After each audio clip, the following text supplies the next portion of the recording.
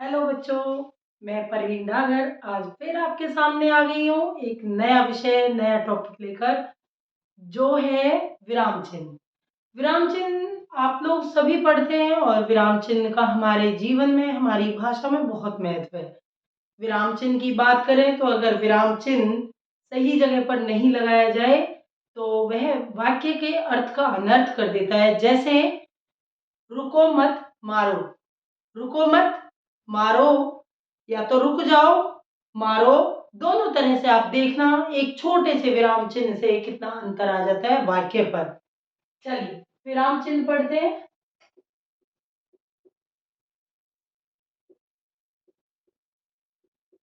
विराम चिन्ह, विराम मीन होता है रुकना, चिन्ह का अर्थ होता है संकेत, यानी रुकने का संकेत।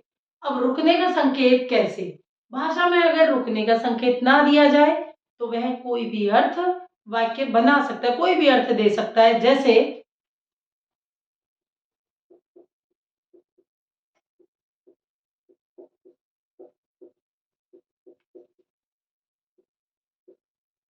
रुकना। अब इसकी बात की जाए तो रुको मत, यहां हम अल्प विराम लगाते हैं, मारो, यानी रुको मत मारो। दूसरा, रुको मत मारो, रुको मत मारो, रुको मत मारो, यानी एक जगह मारने का संकेत हो रहा है और एक जगह रुकने का संकेत हो रहा है एक छोटे से विराम चिन्ह से। इसी तरह विराम चिन्ह हमारे जीवन में बहुत महत्व रखते हैं। विराम चिन्ह अगर आपको आ गए तो आप अपने भाषा को, अपने पत्र लेखन को, अपनी सृजनात्मकता को, अपनी रचनात्मकता को सभी को सुधार सकते हैं। जैसे कि आपको अनुच्छेद लेखन है, आपकी कहानी लेखन है, लघु कथा लेखन है, सभी में हमारी मात्राओं का, हमारे चिन्हों का बहुत प्रयोग होता है और बहुत ही महत्व है। अब विराम चिन्ह के कितने भेद होते हैं? विराम चिन्ह के 12 भेद होते हैं। कितने होते हैं? 12 भेद। भेद होते हैं 12। अब मैं आपको भेदों के नाम बता देती हूँ। सबसे पहले आता है पूर्ण विराम, इसे तो सभी जानते होंगे। पूर्ण विराम को सब बच्चे जानते हैं, यानी आपका पूरी तरह से विराम हो जाना। किसी वाक्य के अंत में जब कोई विराम चिन्ह लगता है तो वह पूर्ण विराम होता है और उसका संकेत किस तरह का होता है? इस तरह का। ये जैसे कि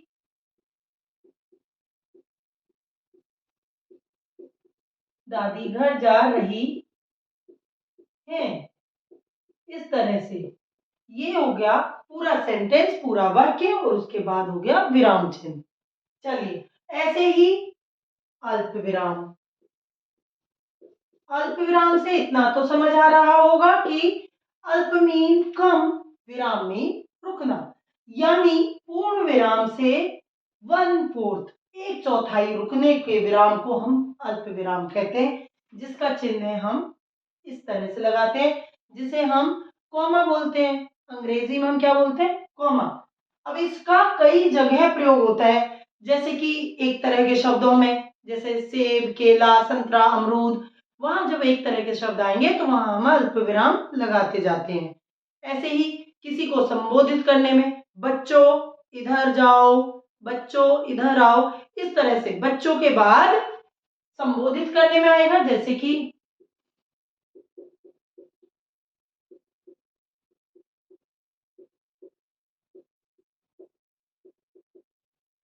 जैसे बच्चों इधर आओ, इस तरह से। अब एक समान अर्थों में मैंने आपको बता ही दिया, जैसे समान अर्थों की बात है, समान शब्दों में, जैसे सेब, केला, संतरा आदि, इस तरह से।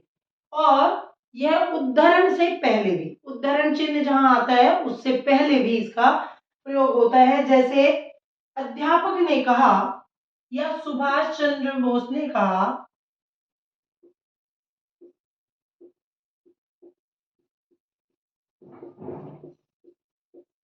ने कहा, कॉमा, यानी अल्प विराम, फिर आप तुम मुझे खून दो, खून दो, मैं तुम्हें आजादी दूंगा। इस तरह से जहां उद्धरण चिन्ह का प्रयोग होगा वहां पर भी इस अल्प विराम का प्रयोग बहुत अच्छे से होता है।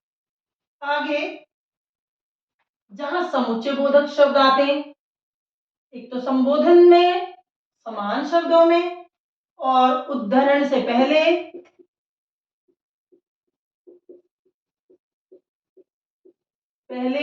और अगला है समुच्चय बोधक शब्दों में।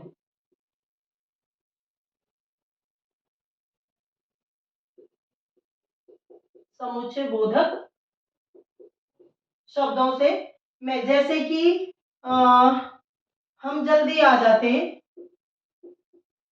हम जल्दी आ जाते, ट्रेन लेट थी,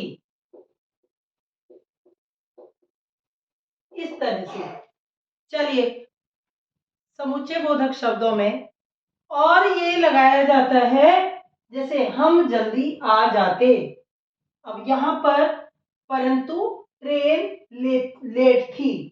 अब इस तरह से जहां भी समुच्चय बोधक शब्द आएंगे, जैसे ये आया यहाँ पे परंतु, अब परंतु आते ऐसे ही, तुमने मेहनत की होती तो तुम पास हो जाते। जहां पर भी समुच्चय बोधक शब्द आएंगे वहां पर भी अल्प विराम का प्रयोग होगा। चलिए अब आगे बढ़ते हैं अर्धविराम की तरफ। अर्धविराम शब्द, अर्धविराम चिन्ह क्या होता है? अर्धविराम होता है आधा विराम, अर्धविराम, आधा विराम। अब अर्धविराम से आप समझ पा रहे होंगे कि आधा रुकना, जैसे पूर्ण विराम से पूरा विराम, अर्धविराम से आधा विराम और अल्प विराम से कम विराम। अल्प मीन छोटा, बहुत कम विराम यानी रुकना।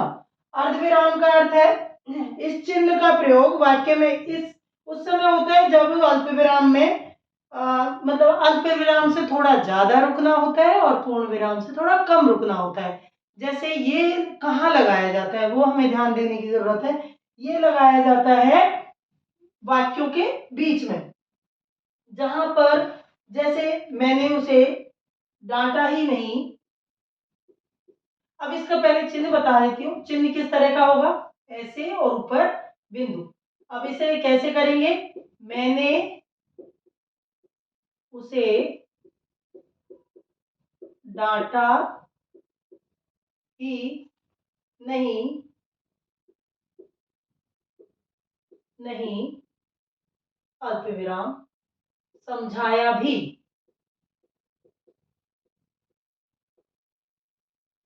इस तरह से। और गांधी जी राष्ट्रपिता ही नहीं थे, वो देशभक्त भी थे। इस तरह के कि जहां दो वाक्यों में रुकने की जरूरत पड़े, बीच में संयोजक का रूप ले ये विराम चिन्ह, उन दोनों वाक्यों के बीच में संबंध स्थापित करे और ये उनको इकट्ठा करके, लेकिन उनके बीच में रुकने की जरूरत होती है क्योंकि अर्थ स्पष्ट करना होता है। जैसे जाना तो मुझे भी था, लेकिन की जगह जाना तो मुझे भी था, थकान ज्यादा हो रही है इसलिए नहीं जा रहा। तो इस तरह से इनका प्रयोग होता है। अल्प विराम दो वाक्यों के बीच में अल्प विराम का प्रयोग होता है। चलिए अब मिलते हैं अगली वीडियो में जो आगे के 3 भेद लेकर आएगी। धन्यवाद।